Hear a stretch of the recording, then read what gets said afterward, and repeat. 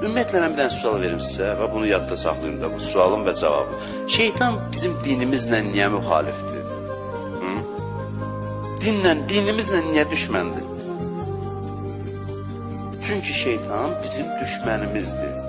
Razısınız? Şeytan bizim düşmənimizdir. İstəmir bizə, düşmən sənə xeyri istəməz, düzdür. İstəmir sən xeyrə çatasan deyə sənin dininlə səni dinsiz eləmək istəyir. Deməli, səni xeyirdən məhrum eləmək üçün dinsiz eləmək istəyir. Deməli, din səni xeyrə çatdırır, mənfəətə çatdırır.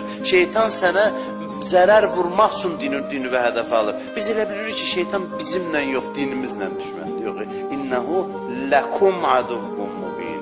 O sizin aşkar düşməninizdir. Biz elə bilirik ki, biz və din ayrı-ayrı şeylərdir. Şeytanın bizlə işi yoxdur. Din deyir ki, nə inirsə elə get xoşbəxt ol, dinə tərəf gəlməsən. Niyə? Dindən qıraqda xoşbəxtlik yoxdur ki, dinə hədəf alır. Sənə zərər vurmaq istəyir, deməli, sənin xeyrin dindədir. Razısınız?